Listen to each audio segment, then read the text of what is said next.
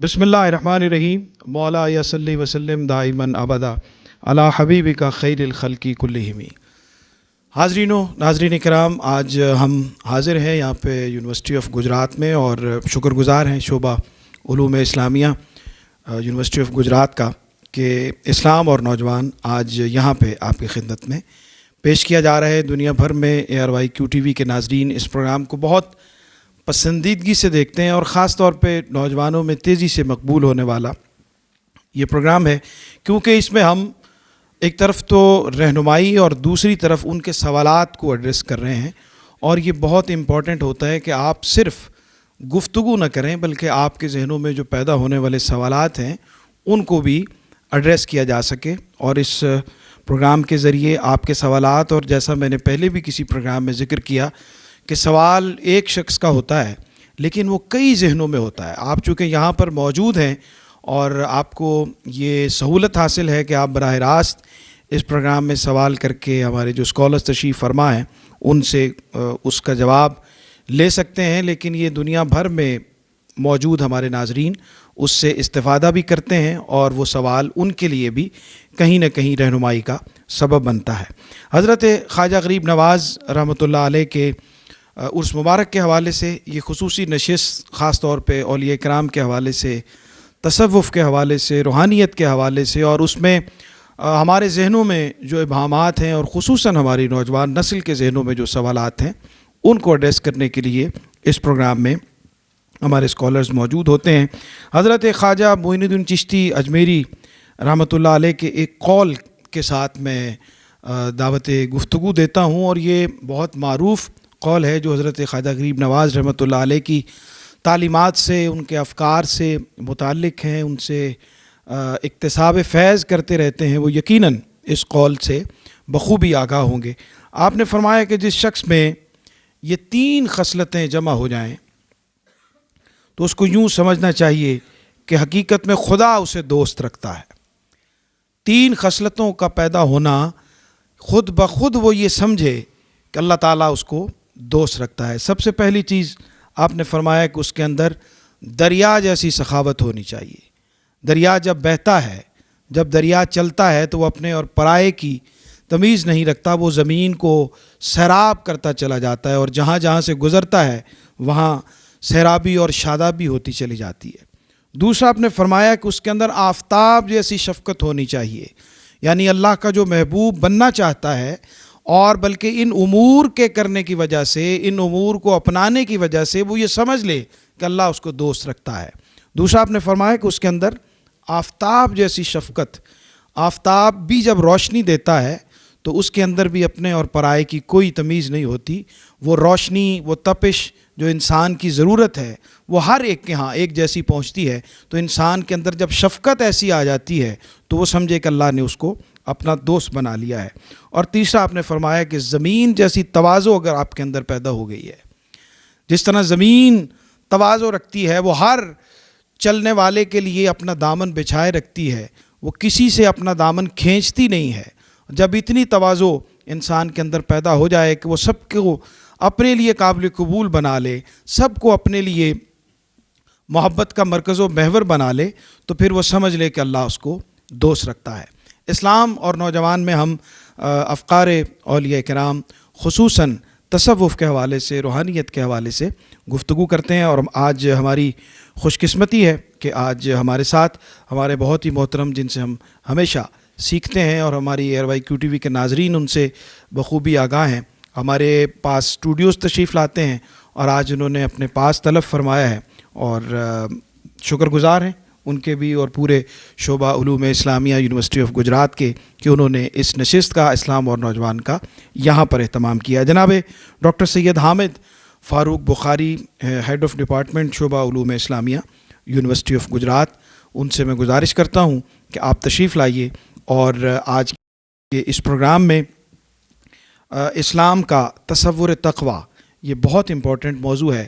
تقویٰ کیا ہوتا ہے، یہ کس طرح سے حاصل کیا جاتا ہے، اور اس کے مدارج کیا ہوتے ہیں، اور اس کا ظہور انسان کی شخصیت میں، اس کے کردار میں کس طرح سے رونما ہوتا ہے، یہ آج انشاءاللہ ہم ان سے گفتگو کی روشنی میں سیکھیں گے۔ جناب ڈاکٹر سید حامد فاروق بخاری۔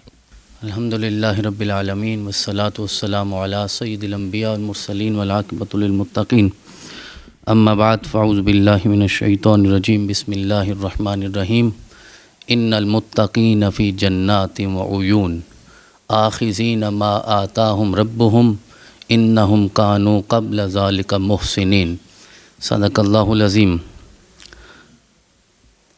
اسلام اور نوجوان یہ ہر زمانے میں اسلام کا بنیادی موضوع رہا ہے۔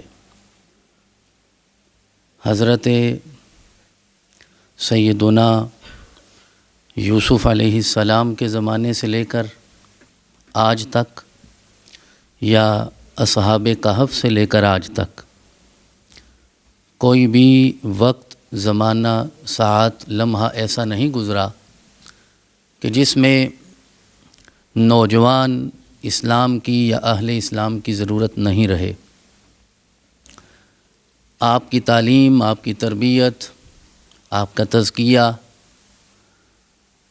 یہ اسلام کا ہمیشہ سے منشا رہا ہے۔ آج اسی خوبصورت عنوان کے ساتھ ARYQ-TV کے اس پروگرام میں ہم حاضر ہیں، تو میزبان ہونے کی حیثیت سے اور آج کے پروگرام کے منتظم ہونے کی حیثیت سے میں شکریہ ادا کرنا چاہوں گا ARYQ-TV کا، ان کے چیئرمین محترم المقام حاجی عبدالرؤف صاحب کا، ہمارے ایگزیکٹو پروڈیوسر برادر محترم عامر فیاضی صاحب کا، اور آج جو ساری ٹیم یہاں تشریف فرما ہے ظہیر بھائی کی قیادت میں، ان سب کا شکریہ کہ آپ تشریف لائے اور ہمارے نوجوانوں کو یہ موقع ملا کہ وہ اسلام کا تصور تقویٰ یا تصوف یا روحانیت کو سمجھ سکیں اور اس کے مطابق زندگی گزار سکیں۔ ہمارے اینکر عزت مآب محترم ڈاکٹر سرور حسین نقشبندی صاحب، اللہ کریم نے انہیں اپنے رسول صلی اللہ علیہ وسلم کی مدح اور نعت کرنے کی اور لکھنے کی اور بولنے کی بھی توفیق عطا فرمائی، اور علوم اسلامیہ میں PhD کرنے کا بھی درجہ عطا فرمایا۔ تو لہٰذا یہ لمحے بار بار زندگی میں میسر نہیں آتے، تو ایک روایتی مجلس یا محفل کی طرح ہمیں صرف یہ وقت گزارنا نہیں ہے، ہمیں سمجھنا ہے کہ اسلام ان سارے حوالہ جات سے ہماری کیا رہنمائی کرتا ہے۔ جو موضوع مجھے تفویض ہوا اور جو آیہ کریمہ میں نے تلاوت کی کہ اسلام کا تصور تقویٰ کیا ہے، تو دیکھیے اللہ کریم نے ارشاد فرمایا ہے کہ جو متقین ہیں وہ باغات میں ہوں گے اور اللہ کے بنائے ہوئے چشموں میں ہوں گے۔ اب وہ متقی کون ہوتا ہے؟ سورہ بقرہ کی ابتدا میں اللہ کریم نے خود اس کی تعریف بیان فرما دی، الف لام میم ذالک الکتاب لا ریب فیہ ھدی للمتقین، کہ یہ قرآن ہدایت ہے متقین کے لیے۔ تو متقین کے اوصاف کیا ہیں، متقی کون ہوتا ہے؟ اب یہ وضاحت کوئی اور نہیں کرے گا متقی کون ہے، میرے رب نے خود فرمائی، الذین یؤمنون بالغیب ویقیمون الصلاۃ ومما رزقناہم ینفقون، جو ایمان بالغیب رکھتے ہیں۔ اس کا مطلب یہ ہے کہ دیکھ کر ایمان لانا یہ متقین کا شعار نہیں ہے۔ وہ تو بنی اسرائیل نے بھی حضرت موسیٰ سے کہا تھا کہ حتیٰ نر اللہ جہرتاً، کہ جب تک ہم اللہ کو سامنے نہیں دیکھ لیں گے تو ہم اس وقت تک اسے نہیں مانیں گے۔ تو متقی وہ ہوتا ہے، یا یوں سمجھیے کہ تقویٰ کی سیڑھی پہ پہلا قدم یہ ہے کہ آپ بغیر دیکھے اسے ایسے ہی مانتے ہیں جیسے دیکھ کر مانا جاتا ہے۔ تو یہ ہے تقویٰ، یعنی بغیر دیکھے آپ نے ماننا ہے۔ 1400 سال گزر گئے، ہم پیغمبر اعظم کا تذکرہ بار بار کر رہے ہیں، لیکن ہم نے سنا ہے، ہم نے دیکھا نہیں ہے۔ دیکھنے کی کیفیت کیا ہوگی وہ تو پھر برود محشر پتہ چلے گا، یا میرا رب چاہے تو یہاں بھی دیدار عطا فرماتا ہے، لیکن بغیر دیکھے ماننا ہے اور اس طرح ماننا ہے کہ جیسے کہ وہ ہمارے سامنے ہیں۔ اور یہ حدیث جبریل کا پیغام ہے، جب پوچھا گیا ایمان کیا ہے تو بتایا گیا، اسلام کیا ہے وہ بھی بتایا گیا، احسان کیا ہے تو کہا ان تعبد اللہ کأنک تراہ وإن لم تکن تراہ فإنہ یراک، کہ تم اللہ کی عبادت ایسے کرو گویا کہ اسے دیکھ رہے ہو، اور اگر یوں نہیں کر سکتے یہ یقین تو رکھو کہ وہ تمہیں دیکھ رہا ہے۔ تو مولا کائنات شیر خدا حیدر کرار جناب علی المرتضیٰ علیہ السلام سے کسی نے سوال کیا کہ کبھی اسے دیکھا بھی ہے یا نہیں دیکھا؟ تو آپ نے ارشاد فرمایا اس وقت تک میں دوسرا سجدہ ہی نہیں کرتا جب تک وہ نقاب اٹھا کے اپنا دیدار نہیں عطا فرما دیتا۔ اب یہ کیفیات ہوتی ہیں، میرا رب عطا فرماتا ہے، اب وہ تقویٰ کے مدارج طے کرنے ہوتے ہیں۔ تو تقویٰ کی دو اقسام ہیں جس کی طرف ہمیں رہنمائی ملتی ہے، ایک ہوتا ہے قلوب کا تقویٰ اور دوسرا ہوتا ہے اعضاء جوارح، یعنی ظاہری تقویٰ، دل تو اندر ہے سینے میں، یعنی ایک باطن کا تقویٰ ہے اور ایک ظاہر کا تقویٰ ہے۔ یہ دونوں تقویٰ ہم نے حاصل کرنے ہیں، پھر میرا رب یہ درجات عطا فرماتا ہے۔ تو حقیقی طور پہ تو تقویٰ کا محل دل ہوتا ہے، اور جب دل میں تقویٰ ہوتا ہے تو اس کا نتیجہ اعضاء اور جوارح میں ظاہر ہوتا ہے۔ جب تک باطن میں تقویٰ نہیں ہوگا تو ظاہر میں بھی نہیں ہوگا، تو لہذا دل میں تقویٰ ہے۔ رسول اکرم نے ایک حدیث میں خود اشارہ کیا کہ التقویٰ ہا ہونا، آپ نے دل کی طرف 3 مرتبہ اشارہ فرمایا کہ تقویٰ یہاں ہوتا ہے۔ تو تقویٰ ایک کیفیت کا نام ہے، یہ بازار کی جنس نہیں ہے کہ آپ درہم دینار دے کر تو تقویٰ خرید لیں گے، نہیں، یہ دل کی کیفیت ہے جو میرا رب جسے منتخب کرے اسے عطا فرماتا ہے۔ اور اسی لیے ارشاد فرمایا گیا وَمَن يُعَظِّمْ شَعَائِرَ اللَّهِ فَإِنَّهَا مِن تَقْوَى الْقُلُوبِ، کہ جو شاعر اللہ کی تعظیم کرتا ہے اس کے دل کو میرا رب تقویٰ عطا فرماتا ہے۔ میں اپنے طلباء و طالبات سے، نوجوانوں سے، آپ نوجوانوں سے ایک نوجوان یہ بات کرنا چاہتا ہے، اور میں نے چاہا کہ میں ایئر وائی کیو ٹی وی کے ذریعے اپنی نوجوانی بھی آپ پہ ظاہر کر دوں، اور آپ ہمیں کہیں بوڑھا نہ تصور کریں، کیونکہ اتنے نوجوانوں سے بات کرنے والا بھی تو نوجوان ہی ہونا چاہیے نا ڈاکٹر صاحب، نیرا جوان نہیں، نوجوان۔ لہٰذا اب دیکھیے اللہ رب العزت نے ارشاد فرمایا جو شاعر اللہ کی تعظیم کرے اس کے دل کو تقویٰ۔ شاعر اللہ کیا ہیں؟ وہ نظر نہیں آتا، اس کی نشانیاں نظر آتی ہیں، ان کی تعظیم کرنی ہے۔ کعبہ شاعر اللہ ہے، حجر شاعر اللہ ہے، صفا مروہ شاعر اللہ ہے، یہ تو قرآن نے واضح کہا ان صفا والمروہ من شاعر اللہ۔ مقام ابراہیم شاعر اللہ ہے، عرفات منا شاعر اللہ ہے، گنبد خضرا شاعر اللہ ہے، جناب رسول اللہ کی ذات شاعر اللہ ہے، آقا کے اہل بیت شاعر اللہ ہیں، آقا کے اصحاب شاعر اللہ ہے۔ تو جب تک ان کی تعظیم نہیں کرو گے رب دل کو تقویٰ نہیں عطا فرمائے گا۔ تو دل کا تقویٰ شاعر اللہ کی تعظیم سے، اللہ کی تعظیم تو نہیں ہوتی، اس کی تو عبادت ہوتی ہے، وہ نظر نہیں آتا۔ نماز شاعر اللہ، روزہ شاعر اللہ، زکوٰۃ شاعر اللہ، حج شاعر اللہ، یہ تعلیم و تدریس اور تزکیہ شاعر اللہ۔ اور اسی طرح اللہ کے اولیاء، یہ نیک بندے جن میں آج ہمارے ممدوح خاص حضرت خواجہ غریب نواز، یہ ساری ہستیاں شاعر اللہ ہیں۔ جب تک ان کی تعظیم نہیں ہوگی میرا رب دل کا تقویٰ عطا نہیں فرماتا، اور دل کو تقویٰ ملے گا تو پھر وہ اعضاء میں، جوارح میں ظاہر ہوگا۔ لن ینال اللہ لحومھا ولا دماؤھا ولکن ینالہ التقویٰ منکم، اللہ کو تمہاری قربانی کا نہ گوشت چاہیے نہ خون چاہیے، وہ دل کا تقویٰ ہے جو میرا رب چاہتا ہے۔ اور آخری بات میں یہ عرض کرنا چاہوں گا کہ میرے رب نے ارشاد فرمایا فَإِنَّهَا لَا تَعْمَى الْأَبْصَارُ وَلَكِنْ تَعْمَى الْقُلُوبُ الَّتِي فِي الصُّدُورِ، کہ لوگ آنکھوں سے اندھے نہیں ہوتے، اندھا دل ہوتا ہے۔ دل میں اگر نور نہیں ہے، دل بنا بھی کر خدا سے طلب، آنکھ کا نور نہیں، آنکھ کا نور، دل کا نور نہیں۔ تو ذرا دیکھ لیجیے، آنکھیں تو بنا ہوتی ہیں، لہم قلوب لا یفقہون بہا ولہم اعین لا یبصرون بہا ولہم آذان لا یسمعون بہا۔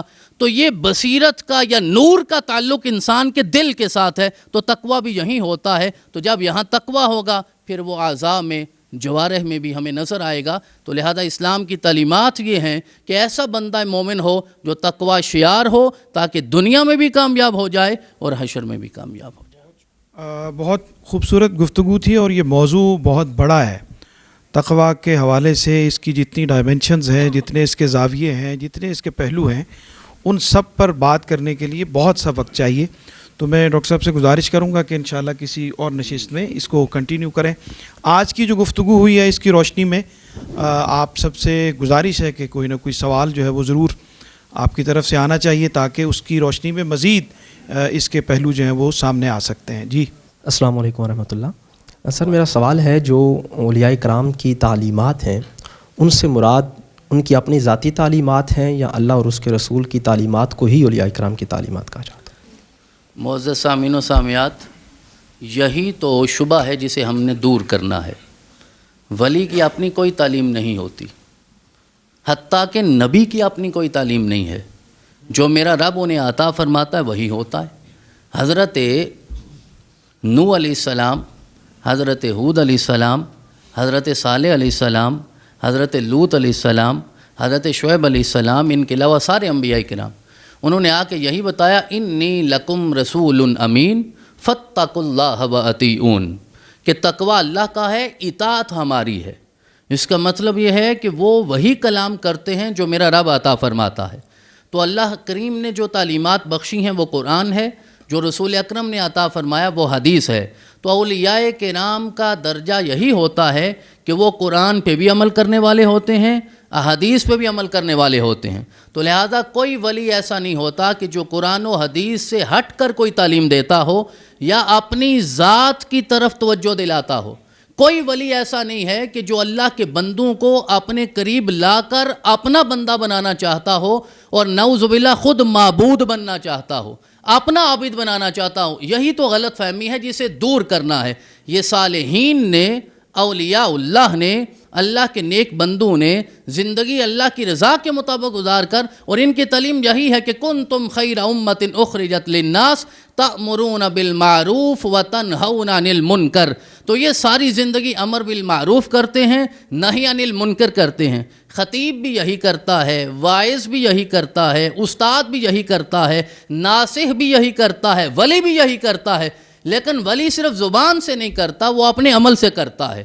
وہ بتاتا ہے کہ زندگی اس طرح گزارنی چاہیے. تو لہذا یہ بات واضح ہونی چاہیے کہ اولیاء کرام کی تعلیمات دراصل وہی ہیں جو اللہ نے قرآن میں اور رسول اکرم نے حدیث میں عطا فرمائی. السلام علیکم سر، میرا سوال ہے کیا ولی اپنے سارے کام کرامت کے ذریعے کرتا ہے؟ کرامت کے ذریعے، اچھا، بہت اچھا موضوع ہے جس پہ آج ہم بات کر رہے ہیں. اگر آپ کی توجہ ہوگی تو بہت ساری غلط فہمیوں سے آپ اپنے آپ کو محفوظ رکھ سکیں گے. نہ صرف ولی، نبی بھی اپنے سارے کام معجزات کے ذریعے نہیں کرتے. سارے کام معجزات کے ذریعے نہیں ہوتے. نبی اکرم نے چاند کو 2 ٹکڑے زندگی میں کتنی بار کیا ہے؟ اختیار تو تھا، آقا بار بار کر لیتے.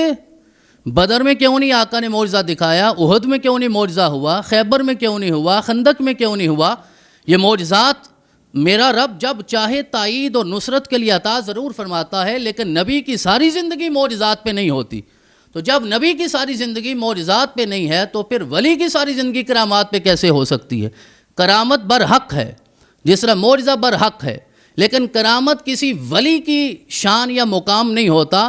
وہ میرے رب کی قدرت کا مظہر ہوتا ہے.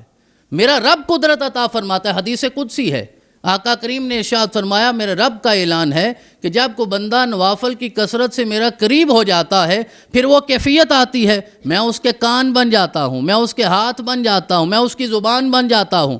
تو جب میرا رب اپنی طاقت اسے عطا فرماتا ہے پھر کرامات کا ظہور ہوتا ہے.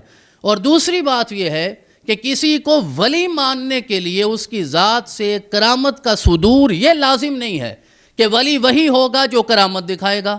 جو کرامت نہ دکھائے وہ ولی نہیں ہے. اہل تصوف، اہل معرفت، اولیاء ہمیں یہی بتاتے ہیں کہ الاستقامت فوق الکرامت، کہ کرامت بھی بڑی شان ہے، میرا رب جسے چاہے عطا فرمائے، لیکن کرامت سے بڑھ کر استقامت ہے. اگر کوئی انسان ساری زندگی نماز پنجگانہ ضائع نہیں کرتا، تہجد کی عادت بناتا ہے، تہجد بھی قضا نہیں ہوتی، روزہ اس طرح رکھتا ہے جس طرح رکھنے کا حق بنتا ہے، اس کا مطلب ہے ساری زندگی اس نے احکام شریعت کے مطابق گزاری. بہت سارے اولیاء کا ہمیں زندگی میں یہ واقعہ بہت سارے اولیاء کا ملتا ہے کہ کوئی شخص مرید ہونے کے لیے آیا، چند دن گزارنے کے بعد جب جانے لگا تو سوال ہوتا تھا کیوں آئے تھے؟ وہ کہتا میں نے سنا ہے کہ آپ تو بہت بڑے پیر ہیں، مرشد ہیں، ولی ہیں، لیکن میں نے کوئی کرامت نہیں دیکھی. تو جس ولی کے ہاں کرامت ہی کوئی نہیں ہے میں اس کا ارادت مند نہیں بنوں گا. تو وہ ارشاد فرمایا کرتے تھے کہ کرامت بڑی چیز نہیں ہے، استقامت بڑی چیز ہے. اتنے دن رہے ہو، کیا میری ذات سے کوئی ایسا حکم صادر ہوا، کوئی عمل میں نے ایسا کیا جو شریعت کے خلاف ہے؟ تو جواب آتا تھا ایسا تو نہیں دیکھا. تو یہی بتایا جاتا ہے کہ کرامت میرا رب چاہے تو عطا فرماتا ہے، کرامت کا انکار نہیں کیا جائے گا کیونکہ قرآن و حدیث میں اس کا ثبوت ہمیں ملتا ہے. لیکن ولی ہر کام کرامت کے ذریعے نہیں کرتا. ولی کو ہر کام عام انسانی اصول قوانین کے مطابق کرنا چاہیے، پھر میرا رب جب چاہے تو اسے یہ کرامت بھی عطا فرما دیتا ہے۔ نگاہ ولی میں وہ تاثیر دیکھی ہے، تو اگر ولی کی نگاہ تقدیر بدلنے پہ قادر ہے تو پھر ولی کی نگاہ سے پوری امت کی تقدیر کیوں نہیں بدل جاتی؟ اور کیا ولی کی نگاہ میں ایسا کیا ہوتا ہے کہ وہ تقدیریں بدلنے پہ قادر ہو جاتی ہے؟ دیکھیں، پہلے دونوں سوالات کا اگر میں اسے تتمہ کہوں اور یہ کہوں کہ یہ کلائمیکس ہے تو یہ غلط نہیں ہوگا۔ یعنی اگر نگاہ ولی میں تاثیر ہوتی ہے تو وہ نظر ڈالے اور ساری دنیا ہی بدل جائے، تو یہ تو میرے رب کا منشا ہی نہیں ہے۔ وَلَوْ شَاءَ رَبُّكَ لَآمَنَ مَنْ فِي الْأَرْضِ كُلُّهُمْ جَمِيعًا، اگر میرا رب ہی چاہ لیتا تو زمانے میں سارے مومن ہو جاتے، کوئی کافر نہ ہوتا۔ تو یہ دنیا تو ابتلا کے اصول پہ ہے، دنیا امتحان کے اصول پہ ہے، آزمائش کے اصول پہ ہے، تو ایسا مقصود نہیں ہوتا۔ اولیاء کا کام یہ ہوتا ہے کہ وہ دعوت اللہ دیتے رہیں، کام کرتے رہیں، اپنے اخلاق کے ساتھ، روحانیت کے ساتھ آگے بڑھتے رہیں، لیکن وہاں کوئی لینے کے لیے آئے گا تو وہ یقیناً اسے عطا بھی فرمائیں گے۔ اگر آپ ولی کا وہ مقام ہی نہیں سمجھتے تو پھر تو نصیب نہیں ہوگا۔ آخر وہ تاثیر ہوتی کیوں ہے جو انہوں نے سوال کیا؟ تو وہ اللہ کی قربت کی وجہ سے، اخلاص کی وجہ سے، للہیت کی وجہ سے، اللہ کی رضا میں فنائیت کی وجہ سے ہوتی ہے۔ وہ ہستیاں وہ ہیں۔ اب دیکھیے، میں پھر یہ سمجھانے کے لیے عرض کر رہا ہوں، کچھ طلباء و طالبات ایسے ہوتے ہیں جن کی اٹینڈنس 100% ہوتی ہے، اور کچھ ہیں ماشاءاللہ جن کی 20% ہوتی ہے، کسی کی 50% ہوتی ہے، کسی کی 70% ہوتی ہے۔ تو استاد کا قرب 100 والے اور 20 والے کو برابر ہی ملتا ہے؟ نہیں ملتا۔ تو ولی وہ ہے جو ہر وقت اللہ کی بارگاہ میں ہوتا ہے، اور ہم وہ ہیں جو شاید کبھی کبھی اللہ کی بارگاہ میں سجدہ ریز ہوتے ہیں، تو وہ قرب اس کی نگاہ میں تاثیر پیدا کرتا ہے۔ تو جو بھی اللہ کے قریب ہوئے گا، میرا رب یقیناً اس کی نگاہ میں برکتیں پیدا فرمائے گا۔ بہت شکریہ جناب ڈاکٹر سید حامد فاروق بخاری صاحب، آپ کی رہنمائی کا، آپ کی گفتگو کا، اور آج جو تقویٰ کے حوالے سے گفتگو تھی، ہم چاہیں گے کہ اس کو تھوڑا ایکسٹینڈ کیا جائے، اور اگلی کسی نشست میں ہم ضرور ڈاکٹر صاحب سے مزید اس پر رہنمائی چاہیں گے۔ حضرت اقبال رحمۃ اللہ علیہ کے ان اشعار کے ساتھ ڈاکٹر سرور حسین نقشبندی آپ سے اجازت چاہتا ہے اس پروگرام سے، اسلام اور نوجوان سے، کہ جوانوں کو میری آہ سحر دے، پھر ان شاہین بچوں کو بال و پر دے، خدایا آرزو میری یہی ہے، میرا نور بصیرت عام کر دے۔ بہت شکریہ، السلام علیکم۔